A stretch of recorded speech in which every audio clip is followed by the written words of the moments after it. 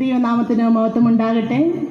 ഏറ്റവും സ്നേഹവും ബഹുമാനമുള്ള മാത്യു ഡാനിയലച്ചൻ, പ്രമോദച്ചൻ, സഭാ ശുശ്രൂഷകരെ, പാസ്റ്ററേറ്റ് സെക്രട്ടറി, മനോഹരമായ ഗാനങ്ങൾ ആലപിച്ച കൊയറംഗങ്ങൾ, നൃത്തങ്ങളാൽ നമ്മുടെ മനസ്സിനെ കുളിർമണിയിച്ചതായ പ്രിയപ്പെട്ടവർ, കടന്നു വന്നിരിക്കുന്ന സഭാജനങ്ങളെ ഏവരുമേ എല്ലാവർക്കും കർത്താവായ യേശുക്രിസ്തുവിന്റെ നിസ്തുല്യ നാമത്തിലുള്ള സ്നേഹവന്ദനത്തെ അറിയിച്ചുകൊള്ളുന്നു.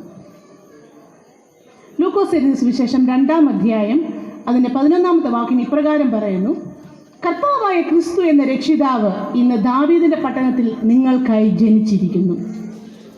വീണ്ടും ഒരു ക്രിസ്മസിന്റെ സന്തോഷങ്ങളിലൂടെയാണ് ഞാനും നിങ്ങളും കടന്നുപോയിക്കൊണ്ടിരിക്കുന്നത്. 2024 വർഷങ്ങൾക്ക് മുമ്പ് യഹൂദയിലെ ബേത്ലഹേമിൽ ഒരു ശിശു പിറന്നിരിക്കുന്നു. അവൻ ദാവീദിന്റെ വംശജനായി മനുഷ്യരാശിയെ ഉദ്ധരിക്കുവാനായി തിരുവവതാരം ചെയ്ത മശിഹ എന്ന് വേദപുസ്തകം നമ്മളെ വീണ്ടും വീണ്ടും ഓർപ്പിക്കുകയാണ്. റോമൻ ചക്രവർത്തിയുടെ കീഴിൽ കഷ്ടവും പ്രയാസവും നെടുവീർപ്പും അനുഭവിച്ചുകൊണ്ടിരിക്കുന്ന ഒരു ജനസമൂഹം, യുദ്ധങ്ങളും ക്ഷാമവും പ്രതികൂലങ്ങളും പ്രയാസങ്ങളും നിറഞ്ഞിരിക്കുന്ന ഈ ജനസമൂഹത്തിൻ്റെ ഒരു കാലഘട്ടത്തിലാണ് കർത്താവായ യേശു അവതാരമെടുക്കുന്നത്. ക്രിസ്മസ് എന്ന് പറയുന്നത് ഒരു ഓർമ്മപ്പെടുത്തലാണ്. ക്രിസ്മസ് അത് വാഗ്ദത്തങ്ങളുടെ സാക്ഷാത്കാരമാണ്. മാത്രമല്ല, പിതാവായ ദൈവത്തിന് എന്നോടും നിങ്ങളോടുമുള്ള സ്നേഹത്തിൻ്റെ മൂർധന്യ അവസ്ഥയെ കാണിക്കുന്നതിന് വേണ്ടി നമുക്കായി ഒരുക്കിയ ഒരു സമ്മാനമാണ് ക്രിസ്മസ് എന്ന് പറയുന്നത്. അങ്ങനെയെങ്കിൽ ക്രിസ്മസിൻ്റെ സന്ദേശം എന്താണ്? ക്രിസ്മസ് കൊണ്ട് ഉദ്ദേശിക്കുന്നത് എന്താണ്? ദിവ്യ അവതാരമെടുത്തതിൻ്റെ ഉദ്ദേശം എന്താണ് എന്ന് ഞാനും നിങ്ങളും ഒന്ന് പരിശോധിക്കേണ്ടിയിരിക്കുന്നു.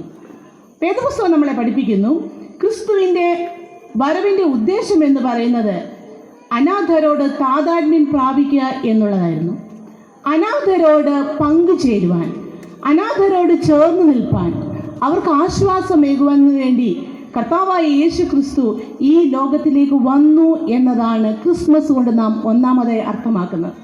ലൂക്കോസ് എഴുതിയ സുവിശേഷം 2-ാം അധ്യായം അതിൻ്റെ 7-ാമത്തെ വാക്യം ഇപ്രകാരം പറയുന്നു: അവൻ ആദിജാതനായ മകനെ പ്രസവിച്ച് ശീലകൾ ചുറ്റി വഴിയമ്പലത്തിൽ അവർക്ക് സ്ഥലം ഇല്ലാകിയാൽ പശു തൊട്ടിയിൽ കിടത്തി. ഇതിൻ്റെ പശ്ചാത്തലമൊക്കെ നമുക്ക് അറിയാവുന്നതാണ് അല്ലേ? ഔഗുസ്തോസ് കൈസരുടെ കാലം പേഴ്വഴി ചാർത്തേണ്ടതിന് ജോസഫും മറിയയും ബേത്ലഹേമിലേക്ക് യാത്ര തിരിച്ചു. അപ്പോഴേക്കും പ്രസവത്തിനുള്ള സമയം അടുത്തിരുന്നു. പ്രസവത്തിൻ്റെ വേദനയും പ്രയാസങ്ങളും നമുക്ക് അനുഭവിക്കുന്ന ഈ മറിയയും ഈ ജോസഫും കൂടെ അനേക വീടുകളുടെ മുമ്പിൽ ചെന്ന് മുട്ടുകയാണ്. ഒരല്പം വിശ്രമിക്കുവാൻ, ഒരല്പം ഒന്ന് ആശ്വാസം കണ്ടെത്തുവാൻ ഞങ്ങളെ സഹായിക്കണമെന്ന് പറഞ്ഞ് എല്ലാ വാതിലുകളും ഒരു മുട്ടുകയാണ്. ഞാൻ വിചാരിക്കുകയാണ്, ഈ കാലമല്ലല്ലോ, പണ്ടൊക്കെ ആണെങ്കിൽ 10ഉം 12ഉം പെറ്റ സ്ത്രീകൾ അവിടെയൊക്കെ കാണും.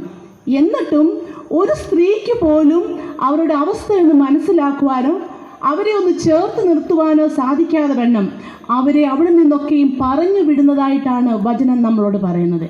അവർ ചെന്നെത്തുന്നതോ എവിടെയാണ് ചെന്നെത്തുന്നത്?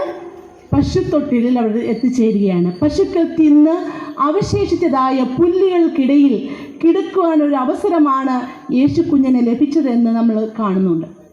എന്തിനാണെന്നോ?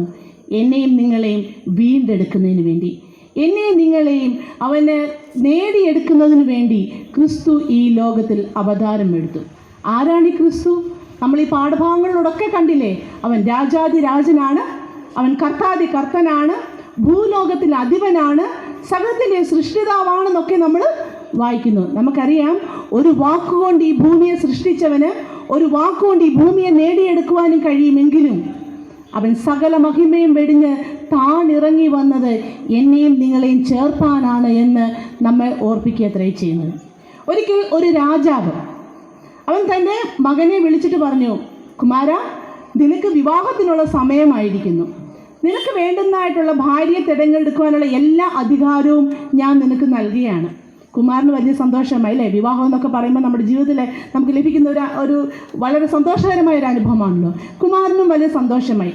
കുമാരൻ്റെ ആനന്ദം കണ്ട് രാജാവ് പറഞ്ഞു: പക്ഷെ നീ ഒരു കാര്യം ഓർക്കണം, നാളെ ഈ രാജ്യത്തെ ഭരിക്കാൻ കഴിവുള്ള ഒരു രാജ്ഞിയെ തന്നെ വേണം നീ തിരഞ്ഞെടുക്കാൻ. നാളെ നീ നോക്കുമ്പോൾ നിനക്ക് ഉത്തമയായ ഒരു ഭാര്യയെ വേണം നീ തിരഞ്ഞെടുക്കുവാൻ. ഇങ്ങനെയുള്ള ഒരു സ്ത്രീയെ നീ കണ്ടുമുട്ടുന്നുവെങ്കിൽ നീ ഭാര്യയായിട്ട് സ്വീകരിക്കണം. രാജകുമാരൻ അടുത്ത ദിവസം തന്നെ കുതിരയൊക്കെ അറേഞ്ച് ചെയ്തു. ഓരോ പട്ടണങ്ങളും കയറി ഇറങ്ങുവാൻ തുടങ്ങി. അനേക പട്ടണങ്ങളിലേക്ക് അദ്ദേഹം യാത്ര ചെയ്തു. എങ്ങും തന്നെ അദ്ദേഹത്തിൻ്റെ പിതാവ് പറഞ്ഞ പ്രകാരമുള്ള ഒരു സ്ത്രീയെ കണ്ടെത്തുവാൻ അവന് സാധിച്ചില്ല. അവസാനം നിരാശയുടെ വക്കിൽ അങ്ങ് ദൂരെ ഒരു ചെറിയ ഗ്രാമം കണ്ടു.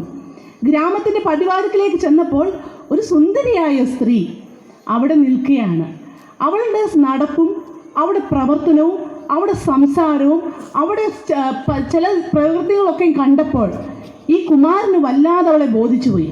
അപ്പോൾ അവൻ പറയാണ്, ഞാൻ എത്രയും വേഗം ഞാൻ അവിടെ എടുത്തു ചെന്നിട്ട് എൻ്റെ അധികാരം ഉപയോഗിച്ചുകൊണ്ട് ഞാൻ അവളോട് പറയും, നീ എന്നോട് ഇപ്പം തന്നെ വരണമെന്ന്. പെട്ടെന്ന് അദ്ദേഹത്തിൻ്റെ മനസ്സൊന്നും ഉലഞ്ഞു. അദ്ദേഹം ചിന്തിച്ചു, ഒരിക്കലും സ്നേഹം പിടിച്ചു പറിക്കാൻ പറ്റുന്നതല്ലല്ലോ, അതുകൊണ്ട് എനിക്ക് ഒന്നുകൂടെ ഒന്ന് ആലോചിക്കണം. ഈ രാജകുമാരൻ കൊട്ടാരത്തിലേക്ക് മടങ്ങിപ്പോയി. രാത്രിയുടെ യാമങ്ങളിൽ അദ്ദേഹം ചിന്തിക്കുവാൻ തുടങ്ങി, എങ്ങനെയാണ് ഞാൻ ആ സ്ത്രീയുടെ അടുത്തൊന്ന് എത്തിപ്പെടുക. അദ്ദേഹം ഒരു തീരുമാനമെടുത്തു. അടുത്ത ദിവസം രാവിലെ തൻ്റെ കുതിരയൊക്കെ മാറ്റി നിർത്തി ഒരു ചെറിയ കഴുതയെ അവൻ തിരഞ്ഞെടുത്തു. മാത്രമല്ല തൻ്റെ തലയിൽ ഉണ്ടായിരുന്ന കിരീടമൊക്കെ അവൻ ഊരിവെച്ചു. തൻ്റെ രാജകീയ വസ്ത്രങ്ങളൊക്കെ അവൻ ഊരിവെച്ചു. സാധാരണക്കാരനായി അവന് ആ ഗ്രാമങ്ങളിലേക്ക് പോകാൻ ഇടയായിത്തീർന്നു. ആ ഗ്രാമത്തിലേക്ക് അവൻ ചെല്ലുക മാത്രമല്ല, അവിടെയുള്ള ഓരോ വ്യക്തിയോടും അവൻ ചങ്ങാത്തം കൂടിയും. മാത്രമല്ല അവരോടൊപ്പം സന്തോഷിക്കുകയും അവരോടൊപ്പം ആനന്ദിക്കുകയും അവരുടെ ദുഃഖത്തിൽ പങ്കുചേരുകയും അവരുടെ വേലയിൽ ചേർന്ന് നിൽക്കുവാനും ഈ കുമാരന് സാധിച്ചു. കുറച്ച് ദിവസം കഴിഞ്ഞപ്പോൾ ഈ കണ്ടതായ ഈ പെൺകുട്ടി ഓടി വന്ന് ഇവനോട് ചോദിക്കുകയാണ്, സ്നേഹിത, നീ ആരാകുന്നു? ഞങ്ങളോടൊപ്പം വന്ന് ഞങ്ങളോട് കൂടെ വസിപ്പാനും ഞങ്ങളോടൊപ്പം ഉണ്ണുവാനും ഞങ്ങളോടൊപ്പം ഉറങ്ങുവാനും ഞങ്ങളുടെ കഷ്ടത്തിലും സന്തോഷത്തിലും പങ്കുകൊള്ളുവാൻ നീ ആരാകുന്നു? എന്ത് ബന്ധമാണ് ഈ ഗ്രാമത്തിന് നിനക്കുള്ളത്? പ്രിയമുള്ളവരെ, ആ കുമാരൻ ഇപ്രകാരം പറഞ്ഞു, എനിക്ക് യാതൊരു ബന്ധവും ഈ ഗ്രാമവുമായിട്ടില്ല, പക്ഷേ എനിക്ക് നിന്നെ ആവശ്യമായിരുന്നു. നിന്നെ ചേർത്ത് പിടിക്കുവാൻ, നിന്നെ നേടിയെടുക്കുന്നതിന് വേണ്ടി ഞാൻ എൻ്റെ സകല അധികാരവും ഉപേക്ഷിച്ചാണ് നിന്റെ മുമ്പാകെ നിൽക്കുന്നത്. പ്രിയരെ, ഇതല്ലേ ക്രിസ്മസ് എന്ന് പറയുന്നത്?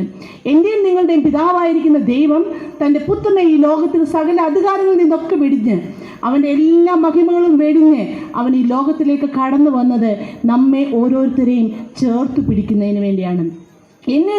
എന്നോടും നിങ്ങളോടും ഒപ്പം അവന് സഹവാസം കൊള്ളുന്നതിന് വേണ്ടിയാണ്, നമ്മളോടൊപ്പം വസിക്കുന്നതിന് വേണ്ടിയാണ്, എൻ്റെയും നിങ്ങളുടെ അവസ്ഥയ്ക്കൊത്തവണ്ണം നമ്മോടൊപ്പം ചേർന്ന് നിൽക്കുന്നതിന് വേണ്ടിയാണെന്ന് മറന്നു പോകല്ലേ.